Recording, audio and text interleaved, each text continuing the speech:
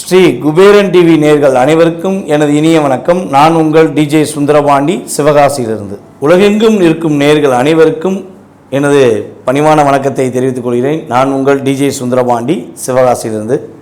நேயர்களே, தற்போது நம்ம என்ன பார்க்க போகிறோம் அப்படின்னா, சித்திரை மாத பலன்களை பற்றி பார்க்க போகிறோம். இந்த சித்திரை மாதத்தில் மிகப்பெரிய சிறப்பான விஷயங்கள் இருக்குது, அதை பற்றி பார்க்க போகிறோம். சித்திரை மாதத்தில் என்னென்ன சிறப்பான விஷயங்கள் இருக்குது அப்படிங்கும்போது, மாதத்தில் தமிழ் மாதங்களில் முதன்மையான மாதம், முதல் மாதமாக கருதப்படுகின்ற மாதமே சித்திரை மாதம் தான். இந்த சித்திரை மாதத்தில் தான் சூரியன் மேச ராசிக்குள்ளே வருகிறார். மேச ராசிக்குள்ளே சூரியன் என்று உள்ளே வருகிறாரோ அந்த மாதமே நம்மளுடைய தமிழ் புத்தாண்டாக கருதப்படுகிறது.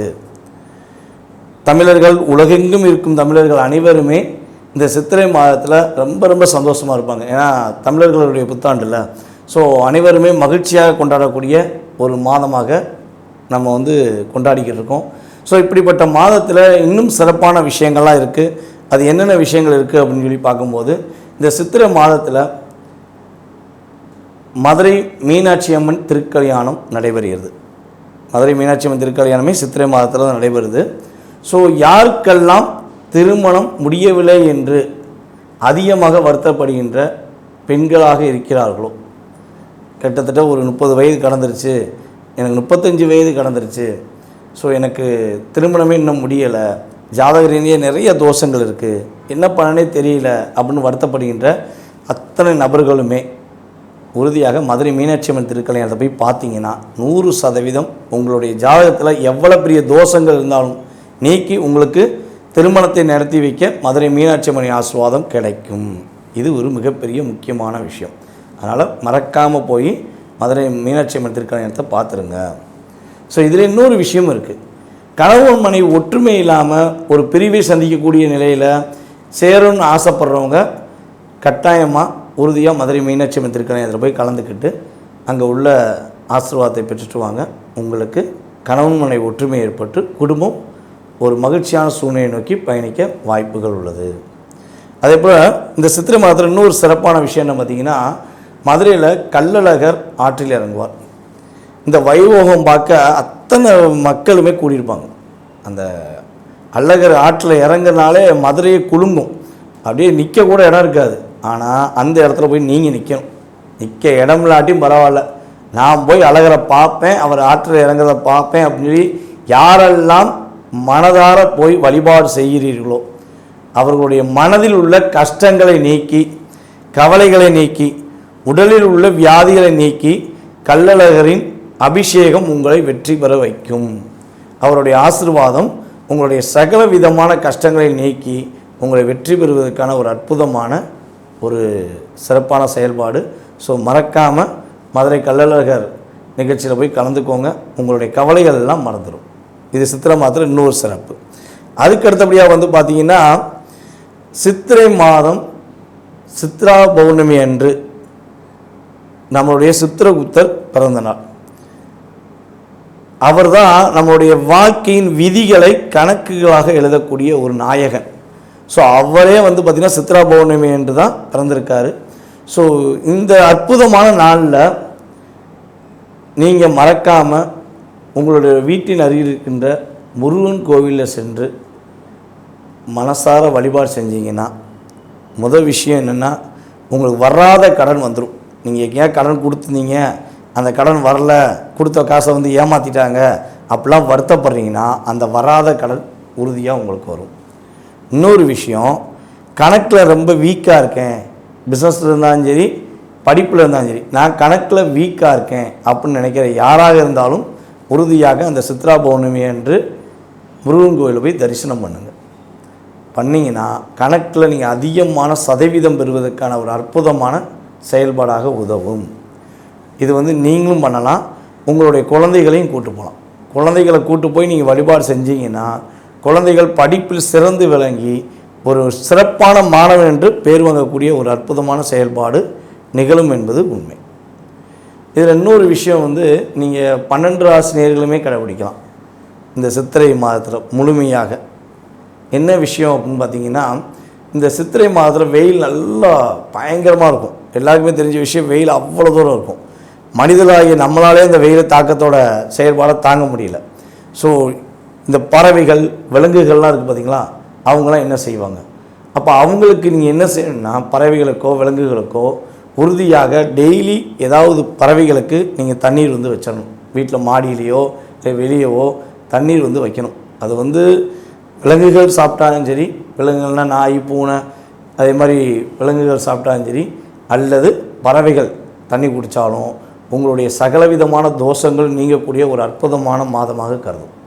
நீங்கள் இந்த செயலை செஞ்சீங்கன்னா உங்களுடைய தோஷங்களில் குறைஞ்சது ஒரு 60-70% நீங்கிறது நிதர்சனமான உண்மை. ஏன்னா அவங்களே தண்ணி எங்கடா கிடைக்கும்னு சொல்லி அலைவாங்க.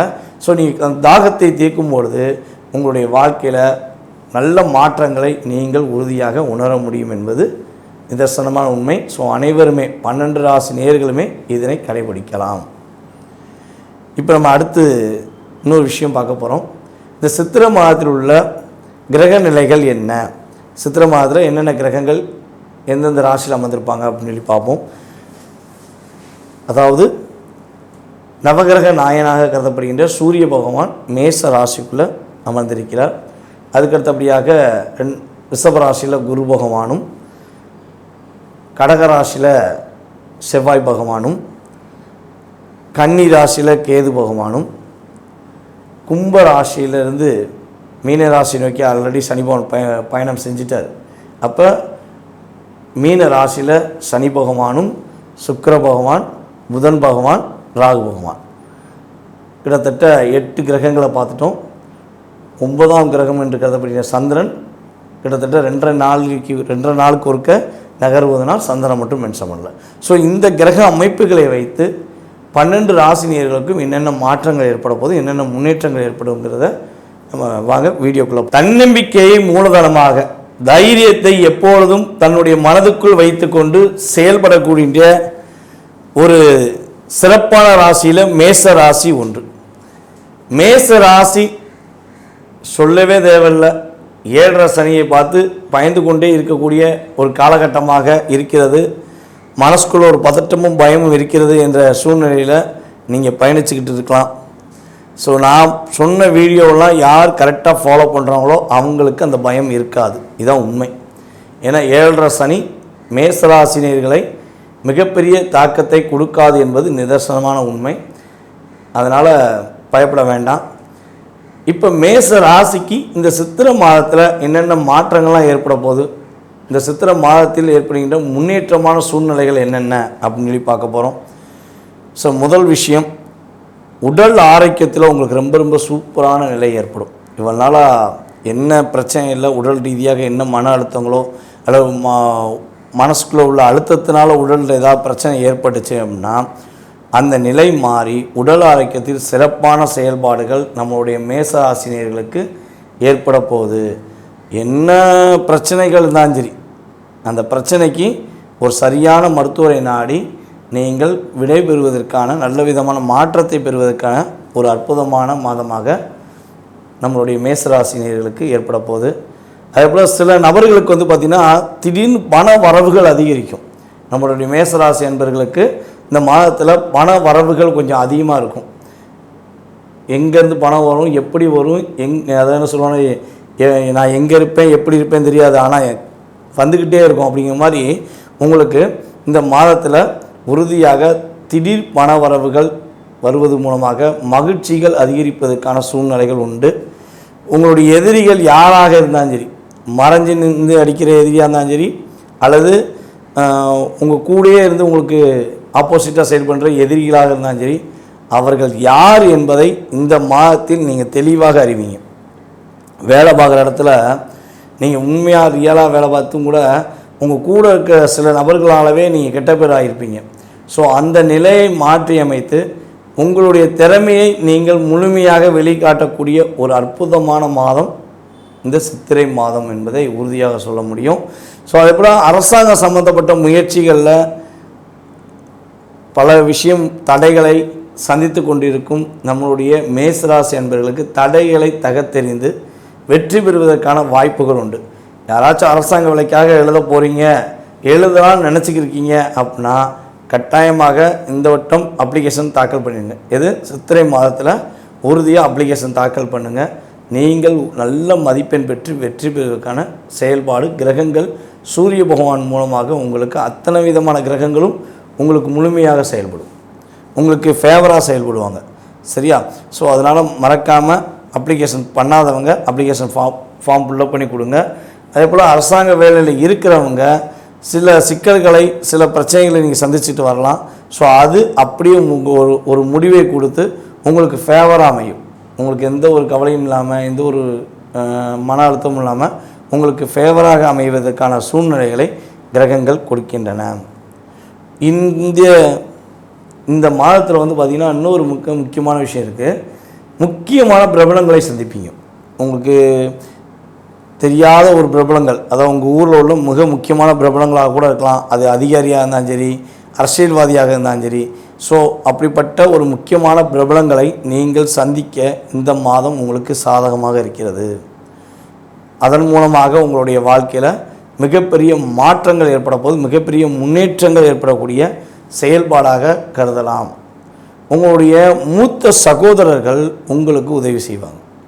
இவனால் உங்களுக்கும் உங்கள் மூத்த சகோதரருக்கும் பல விதமான கருத்து வேறுபாடு இருக்கலாம். ஏன்னா சனி பகவான் 11 தானே உட்கார்ந்தார்.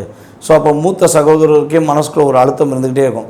என்ன செஞ்சாலும் நம்ம என்ன செய்கிறோம், நம்ம தம்பி நம்மளை மதிக்க மாட்டேங்க, நம்ம தங்கச்சி நம்மளை மதிக்க மாட்டேங்காங்க. ஸோ அப்படிலாம் அவங்க ஃபீல் பண்ணிக்கிட்டு என்ன பண்ணியிருப்பாங்கன்னா, உங்கள் கூட பேசாமல் கூட வந்துருக்கலாம், இல்லைன்னா பேசும்போது கூட தேவையில்லாத வார்த்தைகளை பயன்படுத்திக்கலாம். ஸோ அந்த நிலையிலேருந்து ஒரு மாற்றத்தை கொடுத்து உங்கள் மூத்த சகோதரருக்கும் சகோதரிக்கும் உங்களுக்கும் ஒரு ஒற்றுமையை ஏற்படுத்துவதற்கான அமைப்பை கிரகங்கள் ஒரு அற்புதமான சூழ்நிலையை கொடுக்கிறது. உங்களுடைய தந்தை வழி சொத்து சம்பந்தப்பட்ட விஷயங்களில் உள்ள பிரச்சனை நீங்க போகுது. எந்த சம்மந்தப்பட்ட சொத்து பிரச்சனையாக இருந்தாலும் சரி, உங்கள் அப்பா வழி சொத்தில் எவ்வளோ பெரிய ஆளே ஆப்போசிட்டில் நின்னாலும் சரி உங்களுக்கு சாதகமாக தான் முடியும். அப்படியே போவீங்க, பேசுவீங்க, உங்களை பார்ப்பாங்க, சரி ரைட்டு கொடுத்துரு, அவங்க பக்கம் கொடுத்துரு அப்படின்னு உங்களுக்கு ஆப்போசிட்டாக நின்றவங்க கூட உங்களுக்கு சாதகமாக பதில் சொல்லுவாங்க. கோர்ட்டில் கேஸ் நடக்கு, எங்கள் அப்பா சொத்துக்கு எனக்கு கேஸ் நடக்குது, நான் நேர்மையாக இருக்கேன், ஆனால் எங்கள் அப்பா சொத்தை இன்னொருத்தவங்க அபகரிக்க நினைக்காங்க பங்காளிகள் அப்படின்னு சொல்லி வருத்தப்படுற நம்மளுடைய மேசராசிக்காரங்கள் யாரேனும் இருக்கீங்கன்னா உறுதியாக உங்களுக்கு சாதகமான சூழ்நிலை அமைவதற்கான செயல்பாடு ஏற்படுகிறது. மேசராசி என்பவர்களில் தொழிலில் நல்ல முன்னேற்றம் காணக்கூடிய ஒரு அற்புதமான மாதம். மேசராசிக்காரங்க யாரெல்லாம் தொழில் செய்கிறீர்களோ, இவனால் தொழிலில் லாபமே இல்லை, லாபங்கள் இல்லாமல் ரொம்ப கஷ்டப்படுறோம், தொழிலை விட்டுட்டு போயிடலாமான்னு கூட யோசிக்கிறோம், ரொம்ப கவலையாக இருக்குது, காசை வாங்கி உள்ளே போட்டு, அதாவது கடன் வாங்கி காசை உள்ளே போட்டுக்கிட்டு தான் இருக்கோம். ஸோ ஆனால் எங்களால் அந்த எதிர்பார்த்த லாபத்தை பெற முடியல அப்படின்னு வருத்தப்பட்டீங்கன்னா இந்த மாதத்தில் உங்களுக்கு தொழிலில் நல்ல விதமான லாபம் கிடைக்கும். புதிய தொழில் தொடங்குவதற்கான வாய்ப்பை கிரகங்கள் கொடுக்கின்றன.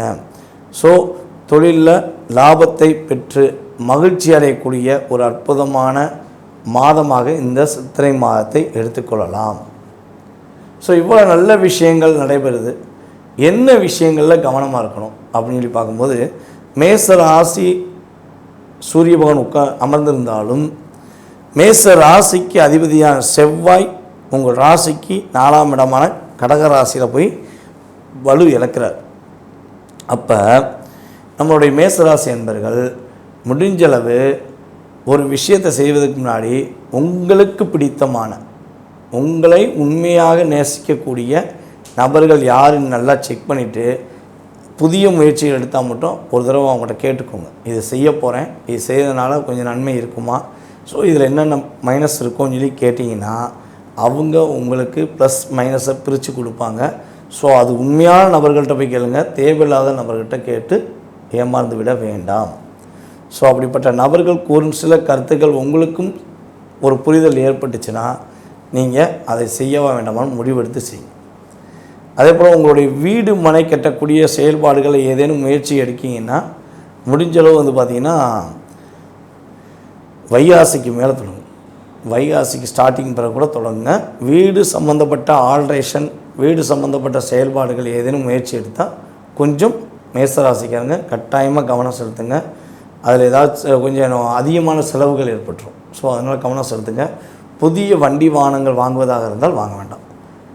அது மட்டும் உறுதியாக செஞ்சிடக்கூடாது. செஞ்சீங்கன்னா அதில் நிறையா செலவுகளை சந்திக்கக்கூடும். ஏன்னா நீங்கள் ஒரு நல்ல ரேட்டுன்னு நினச்சி வாங்கியிருப்பீங்க. ஸோ அது ரொம்ப ரொம்ப கம்மியான ரேட்டு இதை வந்து கூடுதல் ரேட்டுக்கு கொண்டு விற்றுருப்பாங்க. ஸோ அதில் மட்டும் கவனம் செலுத்தினா போதும். வண்டி வாகனங்கள் வீடு மனை கட்டக்கூடிய விஷயங்களில் மேசராசிக்காரங்கள் இந்த மாதத்தில் கவனமாக இருந்தால் இந்த மாதம் ஒரு அற்புதமான மகிழ்ச்சிகளையும் அற்புதமான செயல்பாடுகளையும் கொடுக்கக்கூடிய ஒரு மாதமாக கருதப்படும் என்பது உண்மை. இந்த மாதத்தில் நீங்கள் மகாலட்சுமி அன்னையை வழிபாடு செய்வது மூலமாக உங்களுடைய வாழ்க்கையில் பலவிதமான மாற்றங்கள் பலவிதமான முன்னேற்றங்கள் இருக்கும் என்பது நிதர்சனமான உண்மை. ஸ்ரீ குபேரன் டிவியை பார்த்தமைக்கு நன்றிகள். மேலும் இது போன்ற தகவல்களை தெரிந்து கொள்ள ஸ்ரீ குபேரன் டிவியை சப்ஸ்கிரைப் செய்யுங்கள். மறக்காமல் பெல் ஐக்கானை கிளிக் செய்யுங்கள்.